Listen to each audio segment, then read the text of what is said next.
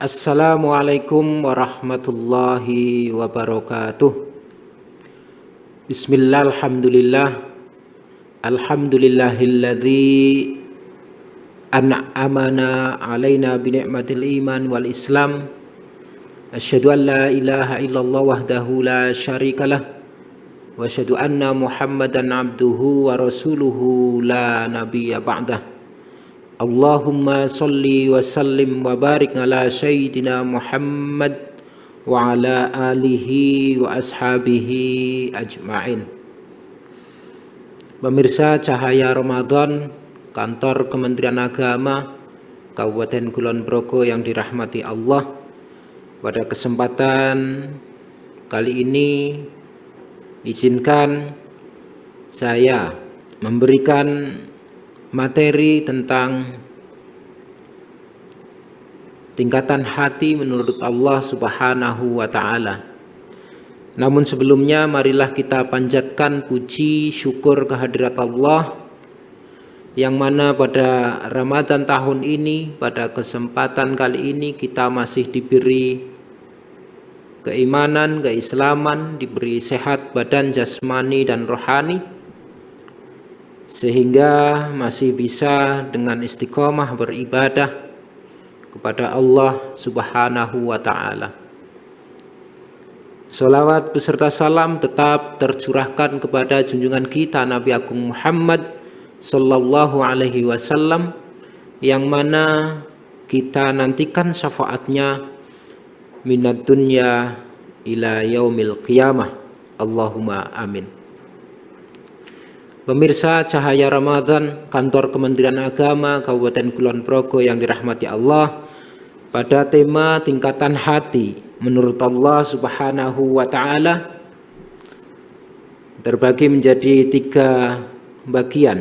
Yang pertama adalah qalbun mayyitun, yang kedua qalbun maridun, dan yang ketiga adalah qalbun salim.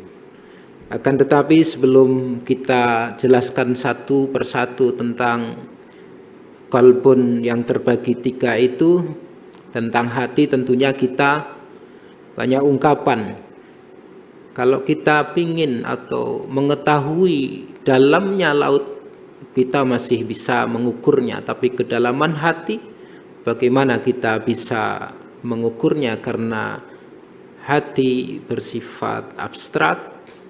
Tentunya kita harus dengan pendekatan yang luar biasa, dan kita harus mampu membaca, harus mampu memahami tentang sifat-sifat yang ada di dalamnya, tentunya manusianya. Hati diibaratkan oleh seorang sufi Al-Hakim menjelaskan bahwa hati bisa diibaratkan sebagai rumah, bisa diibaratkan sebagai mata, bisa diibaratkan sebagai buah-buahan. Misal kalau kita ambil hari ini, kalau hati diibaratkan sebagai sebuah buah-buahan misal, atau hati sebagai rumah, ada pintu, ada jendela, ada kamar-kamar yang kesemuanya akan saling terkait. Kalau diibaratkan sebagai sebuah buah, misal ada kulit, ada isi, dan seterusnya. Banyak kita membaca tentang hati, keterangan tentang hati. Di dalam surah Asy-Syura misal, illa man atallah biqalbin salim, bahwa hati yang akan dibawa menghadap kepada Allah Sang Pencipta haruslah membawa hati yang salim, hati yang bersih, yang selamat tentunya. Terus bagaimana kita mendapatkan hati ini menjadi tingkatan yang paling tinggi, qalbun salim misal, yang sebelumnya kita misal dibawakan sifat-sifat yang tentunya karena manusia dibawakan nafsunya. Ketika dia mengikuti nafsunya, maka apakah qalbun salim, hati yang bersih, hati yang selamat ini akan dibawa sampai pada menghadap kepada Allah Subhanahu wa taala, tentunya kita akan membedah satu persatu tentang komponen hati, as-sudur, atau apa yang ada di dada kita. Yang kedua, al-qalb, apa yang ada pada hati kita, di dalam dada kita. Yang ketiga, al-fuad, atau hati kecil. Yang keempat, tentang al-lub, atau hati nurani itu sendiri. Jadi ada intuisi, ada macam-macamnya. Jadi misal as-sadr dijelaskan dalam surah Az-Zumar ayat 22, afaman syarahallahu lil islami fahuwa ala nurim mir rabbih. Apakah orang yang dibukakan hatinya oleh Allah Subhanahu wa taala untuk menerima agama Islam lalu dia mendapatkan cahaya dari Tuhannya? Terus tentang al-qalb misal pada surat Al-Hajj ayat 46, a'udzubillahi minasyaitonirrajim, la ta'ma al-absaru walakin ta'ma al-qulubu allati fis sudur. Karena sesungguhnya bukanlah mata itu yang buta, akan tetapi yang buta ialah hati yang di dalam dada. Yang ketiga tentang al-fuad. Dalam surah An-Najm ayat 12 disebutkan, a'udzubillahi minasyaitonirrajim, bismillahirrahmanirrahim, ma kadzdzabal fuadu ma ra'a. Hati tidak mendustakan apa yang dilihatnya. Pada komponen-komponen hati ini yang melingkupi isi lingkar luar atau kulit, dari lingkar luar kulit sampai isinya, kita harus membedah satu persatu. Sampai pada akhirnya kita mendapatkan qalbun salim, hati yang bersih tentunya. Nah, pada kesempatan Ramadan tahun ini 1445 Hijriah, kita harus bisa menata hati sehingga tingkatan hati yang pertama, yaitu hati yang sehat, misal disebutkan dalam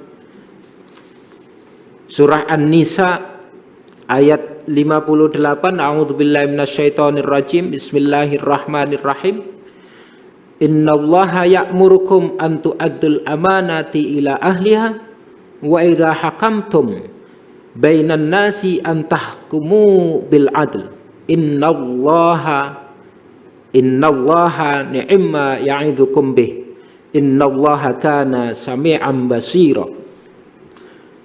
Yang artinya sesungguhnya Allah menyuruh kamu untuk menyampaikan amanat kepada yang berhak menerima, dan menyuruh kamu apabila menetapkan hukum di antara manusia supaya kamu menetapkan dengan adil. Sesungguhnya Allah memberi pengajaran yang sebaik-baiknya kepadamu. Sesungguhnya Allah adalah Maha mendengar lagi Maha melihat.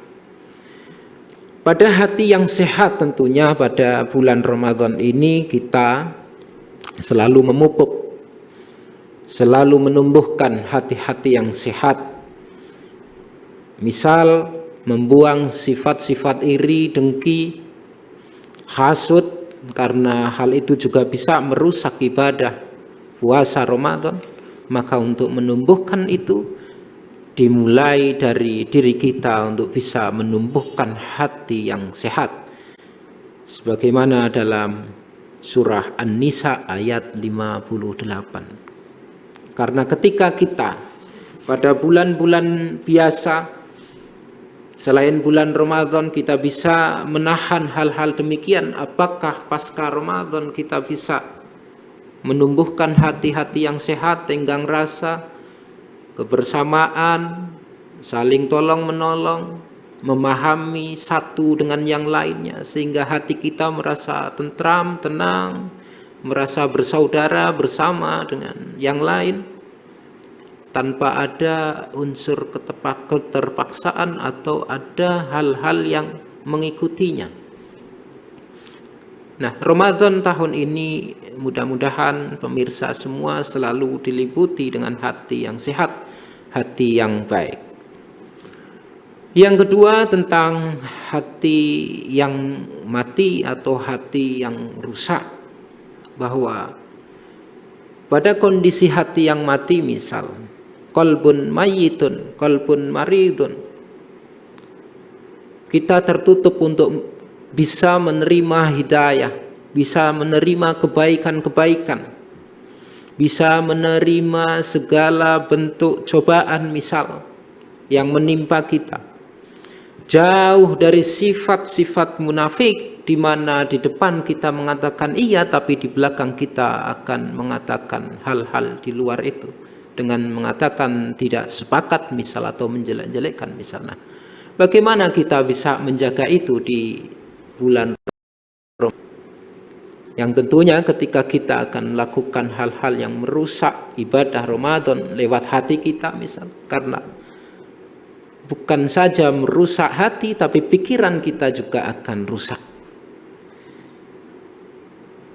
Misal dalam hati yang mati atau qalbun mayyitun, dalam surah Al-Baqarah ayat 7 dijelaskan, a'udzubillahi minasyaitonir rajim, bismillahirrahmanirrahim, khatamallahu ala qulubihim wa ala sam'ihim wa ala absarihim ghishawatun wa lahum adzabun azim. Allah telah mengunci mati hati dan pendengaran mereka, dan penglihatan mereka ditutup, dan bagi mereka siksa yang amat berat. Bahwa ketika hati kita sudah mati, maka mata kita tertutup untuk bisa melihat realita kenyataan kebaikan-kebaikan yang ditampakkan oleh mata, pandangan mata kita, hal-hal yang indah yang ditampakkan oleh mata kita.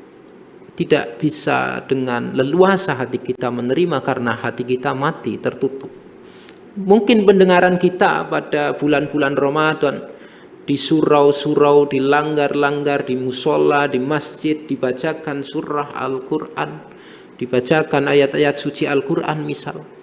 Hati kita merasa berontak dan bahkan mencela bahwa ayat-ayat tersebut tidak menenteramkan, ayat-ayat tersebut hanya membawa kegelisahan, kegundahan karena mungkin tidak bisa menikmati tidur malam misal, karena hati kita tertutup. Dan pikiran-pikiran itu akan selalu hadir, sehingga tindakan-tindakan yang kita lakukan adalah tindakan-tindakan tanpa didasari pada keimanan, ketakwaan, karena tertutup semua. Pintu hidayah tertutup, pintu kebenaran tertutup, dan pintu-pintu kebaikan tertutup. Sama halnya bagi hati yang sakit atau marid, kita juga kurang bisa menerima hal-hal kebaikan-kebaikan yang pada intinya adalah kita akan menambah keimanan, ketakwaan kita, sehingga dari keimanan dan ketakwaan itu harapannya adalah menuju ridho dan bertemu dengan Allah Subhanahu wa Ta'ala dengan hati yang bersih, yang mana pada tingkatan yang ketiga adalah qalbun salim. Pada hati yang bersih ini, maka tingkatan yang paling atas kita bisa menerima segala sesuatunya, menghilangkan sifat iri, sifat dengki, sifat-sifat yang tercela tentunya, hasud, riya, akan tumbuh menjadi sikap yang penuh dengan keimanan, ketakwaan, dan menumbuhkan kualitas peribadatan kita. Oleh karena itu, pada kesempatan kali ini marilah kita tingkatkan iman takwa kita, senantiasa memohon kepada Allah Subhanahu wa Ta'ala kita selalu diberi hati yang bersih, hati yang suci. Sebagaimana ketika kita berdoa di setiap waktu, setiap saat, Rabbana la tuzigh qulubana ba'da idh hadaitana wa hab lana min ladunka rahmah innaka antal wahhab. Disambung lagi dengan ya muqallibal qulub sabbit qalbi ala dinik. Mudah-mudahan materi yang singkat ini pada kesempatan cahaya Ramadan bisa memberikan manfaat, wabil khusus bagi saya sendiri dan umumnya pemirsa Cahaya Ramadan, Kantor Kementerian Agama Kabupaten Kulon Progo. Banyak salah kata, mohon maaf yang sebesar-besarnya. Kita akhiri, wallahul muwaffiq ila aqwamit thoriq. Assalamualaikum warahmatullahi wabarakatuh.